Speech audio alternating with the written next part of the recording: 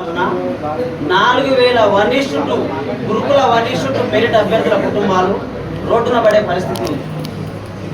ఈ నెల రోజుల సంది మేము గవర్నమెంట్ కొరకు మా విషయాన్ని తీసుకోవడానికి ఈ రోడ్డు మీద నడి రోడ్డు మీద నెల రోజుల సంది మేము తిరుగుతున్న మా గోసని చూసి ఈ తెలంగాణ తల్లి సైతం కన్నీరు పెట్టుకునే పరిస్థితి ఉంది. తెలంగాణ ఈ రాష్ట్రం కోసం అమరవీరులైన ఎంతో మంది తెలంగాణ అమరవీరులు సైతం స్వర్గంలో ఉండి అయ్యో ఇలాంటి పాలకుల కోసమా మేము రాష్ట్రం సాధించుకోవడం వరకు అమరులైంది, ఇంకా మన నిరుద్యోగుల జీవితాలు అలాగే ఉన్నాయి అని వాళ్ళు సైతం కంటతడి పెట్టే పరిస్థితి ఉంది. సో ఈ ప్రపంచంలో ఏ గవర్నమెంట్ కూడా 3 పోస్టులకి 3 జాబ్లకి కామన్ పేపర్ ఎగ్జామ్ పెట్టదండి. అక్కడే మిస్టేక్ జరిగింది. అక్కడ మిస్టేక్ జరిగినప్పుడు అదే గవర్నమెంట్ ఏం చేయాలి?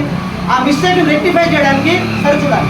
కానీ కామన్ పేపర్గా ఉండడం వల్ల వీళ్ళు డిఎల్, జేఎల్, పీజీటీ ఈ 3 పేపర్కి కామన్ పేపర్ 1, పేపర్ 2 పెట్టడం వల్ల ఒకే అభ్యర్థి డిఎల్లో మెరిట్లో ఉన్నాడు, జేఎల్లో మెరిట్లో ఉన్నాడు, పీజీటీలో మెరిట్లో ఉన్నాడు.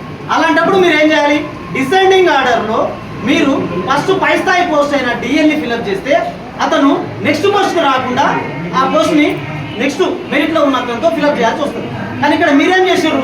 మీ రాజకీయ సౌలభ్యం వల్ల ఫిబ్రవరి 14th ఆర్ 15th రోజు మీరు ఎల్బీ స్టేడియంలో మీటింగ్ పెట్టుకొని మా కాంగ్రెస్ గవర్నమెంట్ వచ్చినాక ఈ ఉద్యోగాలు ఇస్తున్నామని చెప్పేసి ఒక దుర్మార్గపు ఆలోచన వల్ల ఏది రెడీ ఉంటే అది ఇవ్వమని చెప్పేసి ట్రిప్ కన్వీనర్ అయిన మల్లయ్య భట్ గారికి మీరు ఫోన్ చేసి లేకపోతే మీ ఆఫీసర్స్ ద్వారా ఏం చెప్పారంటే ఇప్పటికిప్పుడు కొన్ని గురుకుల పోస్టులు మీకు రిజల్ట్ ఇవ్వండి, మేము మాకు మీటింగ్ ఉన్నది, మా రాజకీయంగా ఏదో నోటిఫికేషన్ వస్తుంది, ఎంపీ ఎలక్షన్స్కి నోటిఫికేషన్ వస్తుంది కాబట్టి మేము కొన్ని జాబ్లు ఇచ్చినామని చెప్పుకోవడం కొరకు మీరు కొన్ని రిజల్ట్స్ ఇవ్వండి అని చెప్తే అతను ఆలోచన లేకుండా వాళ్ళ దుర్మార్గపు ఆలోచన వల్ల ఆయనకు తెలుసు గతంలోనే ఎగ్జామ్స్ జరిగేటప్పుడు ఒక్క పోస్టు కూడా బ్యాక్లాగ్ కాకుండా డిసెండింగ్ ఆర్డర్లో 9210 పోస్టులు నింపుతాము, ప్రతి ఒక్క మెరిట్ అభ్యర్థికి న్యాయం చేసేలా మేము ఉంటాం, మధ్యవర్తులు నమ్మొద్దని ఈనాడు పేపర్కి ఇంటర్వ్యూ ఇచ్చారండి.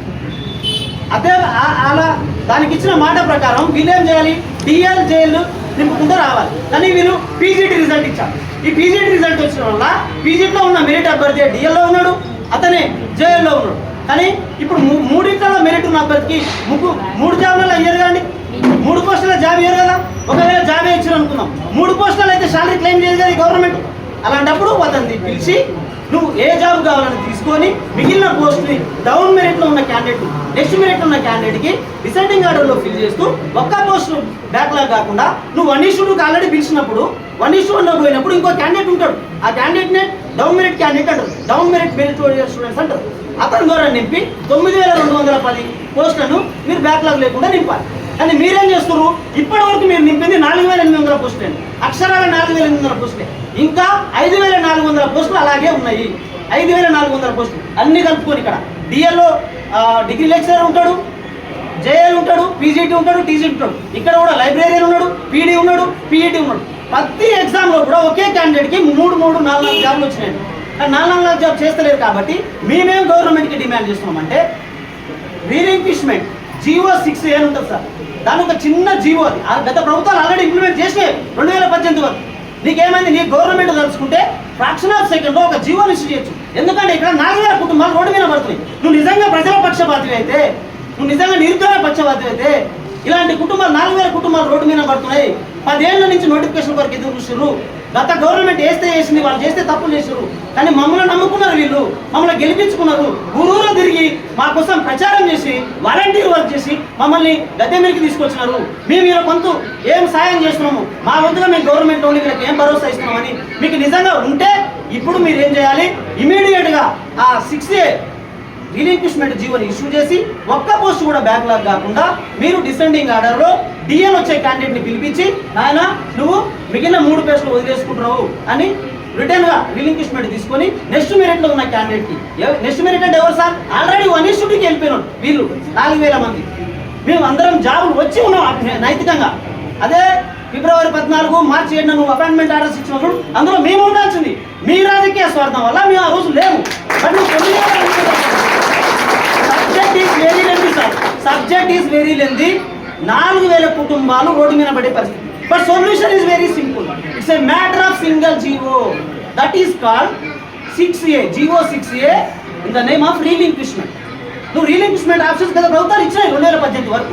నువ్వు తలుచుకుంటే ఇప్పుడే ఇస్తావు సార్. కానీ నీ ఏదో ఇక్కడ రాజకీయ కోణంలో నీ దుర్మార్గపు ఆలోచన ఏంటంటే ఇక్కడ మిగిలిన పోస్టులని ఆ నోటిఫికేషన్ ఇచ్చిన గత గవర్నమెంట్ టీఆర్ఎస్ గవర్నమెంట్ కాబట్టి, సో ఇప్పుడు మిగిలిన పోస్టులని కాంగ్రెస్ గవర్నమెంట్ నువ్వు చెప్పావు కదా 2 లక్షల జాబ్స్ ఇస్తాము నువ్వు వచ్చినాకండి. అందులో భాగంగా నీ ఆలోచన దుర్మార్గపు ఆలోచనలో భాగంగా ఈ మిగిలిన పోస్టులు ఏదైతే ఉన్నాయో వాటిని మీరు మిగిలించుకొని మీరు గవర్నమెంట్ నోటిఫికేషన్ ఇస్తున్నారని చెప్పుకోవడం వరకు మీరు ప్రయత్నం చేస్తున్నారు.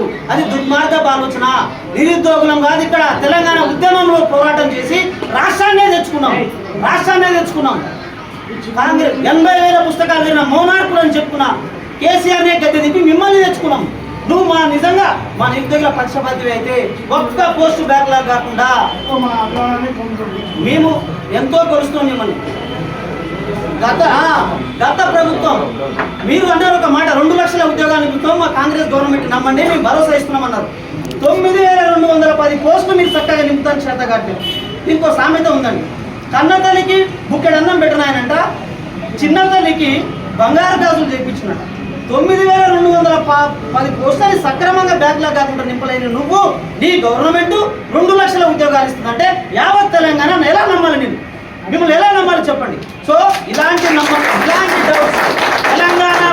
తెలంగాణ పౌరులు అంత అమాయకులు కాదు, అంత తిరిగి తక్కువ దద్దమ్మలు కాదు. వాళ్ళు చాలా క్లవర్స్. వాళ్ళు ఎప్పటి నుంచో అబ్జర్వ్ చేస్తారు. గత నెల రోజులు ఉంది మమ్మల్ని జాబ్ వచ్చినాక నైతికంగా మమ్మల్ని రోడ్ల మీద దిగుతారు. ఇది నీ గవర్నమెంట్కి మంచిది కాదు. ఖబర్దార్.